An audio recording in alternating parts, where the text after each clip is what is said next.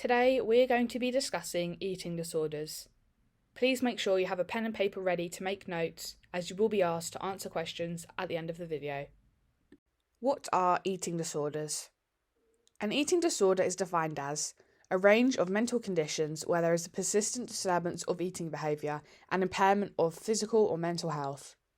From the linked website below, we are told, although eating disorders often appear during teen years or young adulthood, anyone can develop an eating disorder. Even people who appear to be healthy can have eating disorders. The direct cause of EDs are not fully understood. However, there is research that suggests a combination of genetic, psychological, and social factors. How an eating disorder can begin.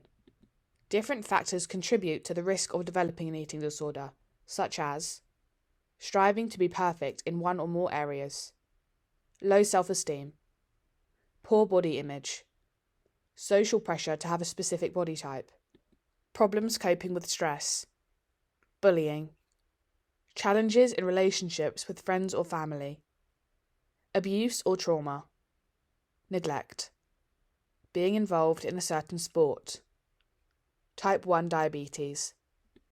Types of eating disorders. It is important to know what an eating disorder can look like and what signs and symptoms they possess so you can be prepared if ever faced with signs of one in yourself or others. Anorexia nervosa. Self-starvation and weight loss which results in low weight for height and age. Some symptoms are cease of menstrual periods, dizziness or fainting, brittle hair and nails, cold intolerance, depression, irritability, poor concentration, fatigue, and more. There are two types of anorexia nervosa. These are the restricting type. Individuals lose weight primarily by dieting, fasting, or excessive exercising. Current treatment consists of therapy and supervised weight gain. Binge eating, the purging type. Individuals engage in binge eating behaviours. Bulimia nervosa. Alternate dieting, or only eating low-calorie foods and then binge eating high-calorie foods. Symptoms include dizziness and fainting, frequent trips to the bathroom, chronic sore throat, large of food going missing unexplained. Individuals with bulimia can be underweight, normal weight, or obese. Binge eating occurs weekly and is followed by what is called compensatory behaviours in an attempt to reverse the binge eating effects. Current treatment combines coaching, therapy, and nutritional advice. Binge eating. Episodes of binge eating in which large quantities of food are consumed in a brief period. Signs or symptoms are rapid eating, eating until uncomfortably full, eating large amounts of food when not hungry, guilt after a binge. Binge eating is similar to bulimia due to the large amounts of food intake.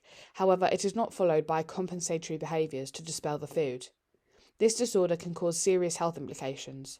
Treatments currently available for binge eating are guided self-help, cognitive behavioural therapy, and some antidepressants.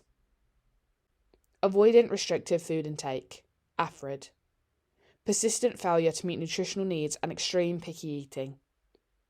Symptoms and signs are significant weight loss, nutritional deficiency, relying on a food feeding tube or oral nutritional supplements, interference with social functioning. AFRID commonly develops in infancy and continues to adulthood.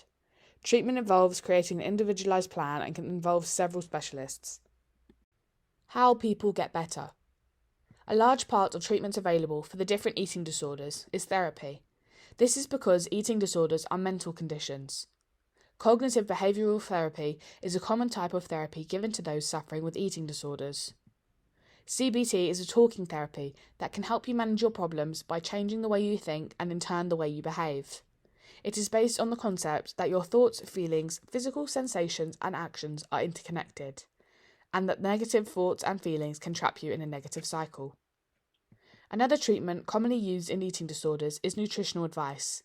As EDs are problems with a person's diet, nutritional advice can often help individuals with becoming more comfortable and educated on food and how it affects their bodies. From a post by Beat Eating Disorders, it is estimated that there are around 1.25 million people in the UK that have eating disorders. Lots of people suffer with their relationship with food. If you are struggling or suspect you have an ED, please reach out for help with the resources below and throughout this video.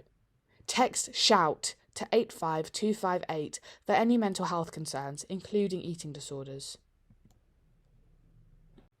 The effects of an eating disorder. An eating disorder can affect individuals both physically and mentally. Some effects are heart problems, dehydration and malnutrition. This can lead to kidney failure, fatigue, muscle cramps, and more. Slowed brain function, decreased concentration and ability for brain to function properly. Gastroparesis, slowed down digestion, which can lead to nausea, bloating, and infections.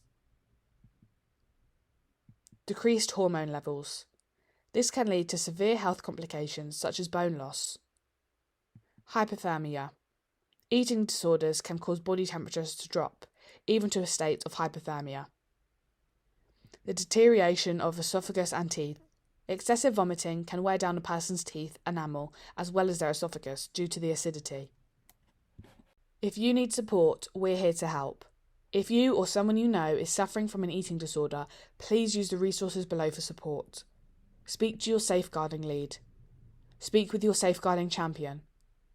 Use online resources to educate yourself further about eating disorders and how they can be managed. Visit the links below and throughout this video for support and guidance on each topic. Thank you for watching.